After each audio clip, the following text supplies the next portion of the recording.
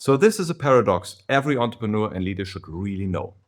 Interestingly, those companies most obsessed with mental health and personal development and mindfulness, those are often the ones where burnout happens the most. And this is something we have a look at this video. But why can I tell you something about it? I'm Dr. Frederik.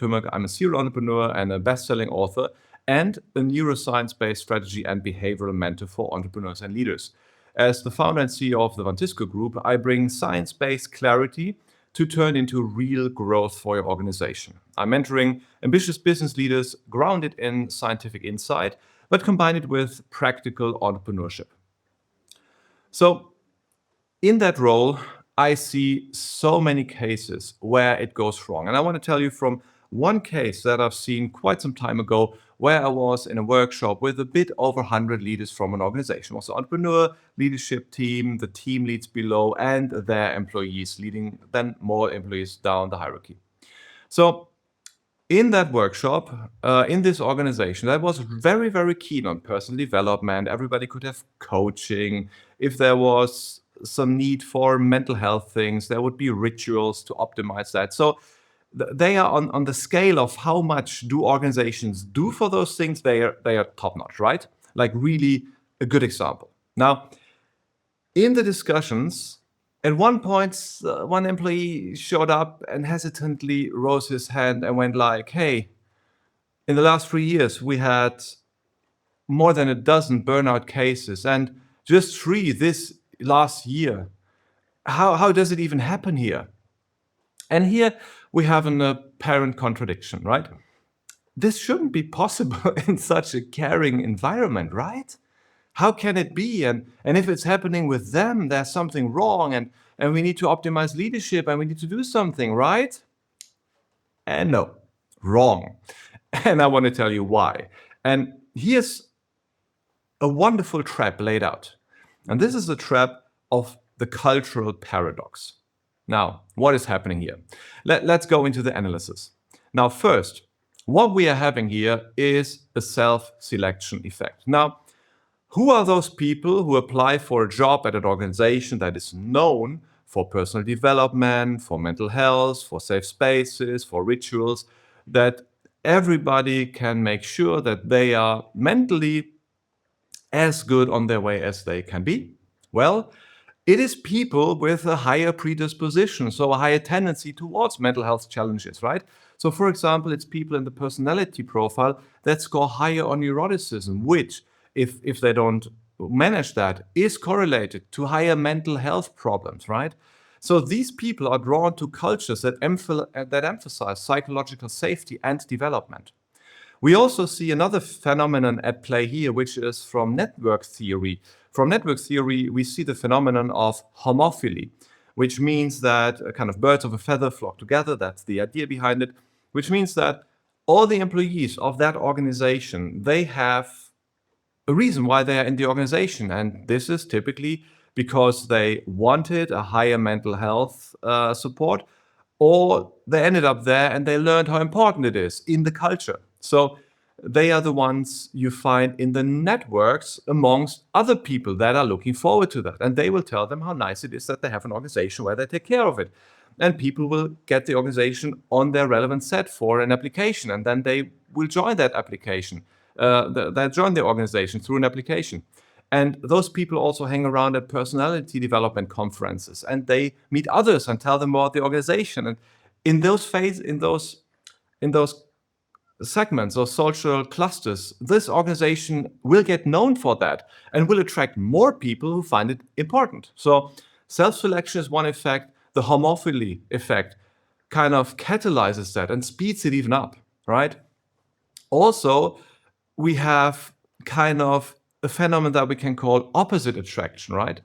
Those without emotional needs, those who don't think personal development is important, those who don't want safe spaces, they go like, that's not the organization for me, right? I'll rather go into that robust standard culture or even the high performance culture where the personal growth angle doesn't resonate that much, and that culture is more for me. So, right, we also have a self-selection on the other side where the opposite people are attracted by the opposite, right? We also have, of course, another phenomenon that's in the perception. It's some kind of a visibility bias where potentially confirmation bias and some other effects, including things like priming, for those who want to look it up, play a major role. Like this, it goes like this. In the supportive environments, each individual case stands out, right? So if you're all very mindful about mental health, you're very mindful about how people feel, you're observing the feelings more, you're using the mindfulness to identify how things are going with those people. And those cases that pop up will get more attention. Right? In a performance-dominated culture, that's just standard. They go like, did you hear? Klaus dropped off. She's like something mental. I don't know. Yeah, well, and that's done. In a culture where that resonates more, where the topic is higher on the agenda, it will be discussed more. It will be highlighted more. It will get more attention. And you have a priming, right?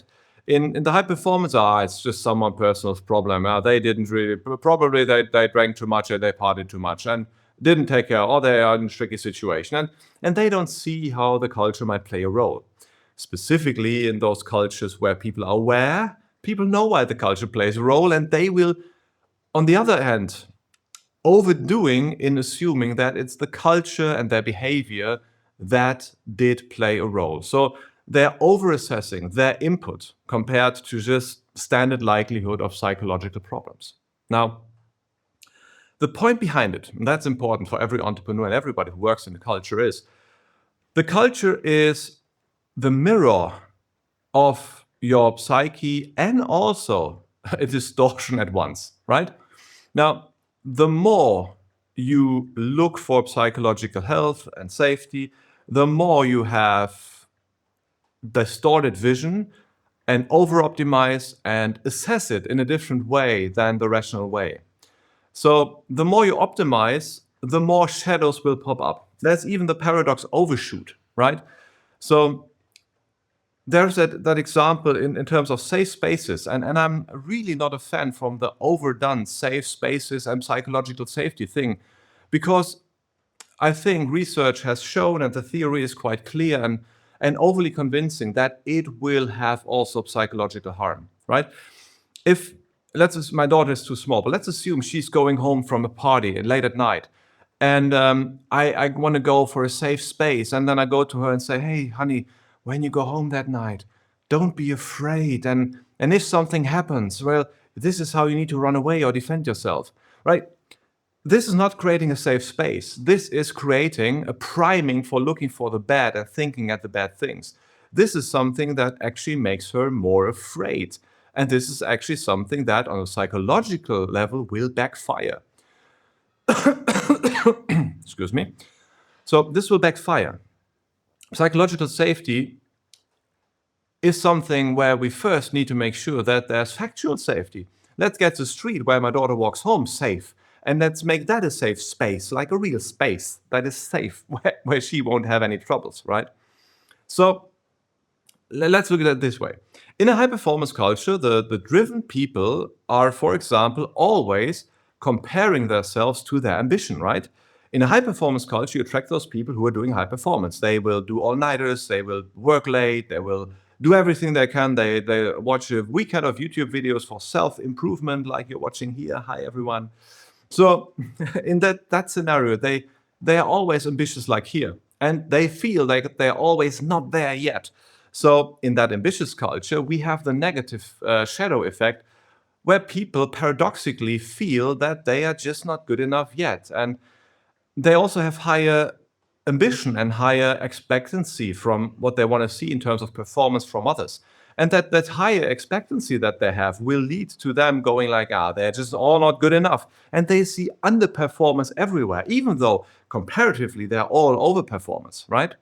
So what you see is the stronger the culture drives the value like performance, like mental health up, the more starkly it opposite surfaces. And if only in the perception, but most times it will even backfire and you will see the opposite effect more. And This is something that leaders really need to recognize, because people will use that to complain. People will use it and tell the entrepreneur they need to change something, they need to improve something, we need better leadership, we need better high performance, we need better self-management. And maybe that's exactly not what you need. Because if you overdo a good thing, it becomes a bad thing, right? Too much of what is good will turn bad. Like, culture will have that tension. It highlights it. And your task is to hold that tension and to talk about building structures that embrace it, and also level the playing field and saying, like, listen, everybody, we have a higher tendency of hiring people that have mental topics, and that's okay. But that's why we also see a higher number of people that will drop out with burnout. And that's not nice, but that's just how reality is. And where we have a factual science-based idea on how to improve things that should actually work, happy to improve it, happy to implement it. But not just any kind of emotional feeling thing. We need to have a good structured way of going in there. We don't need to aim for a flawless culture.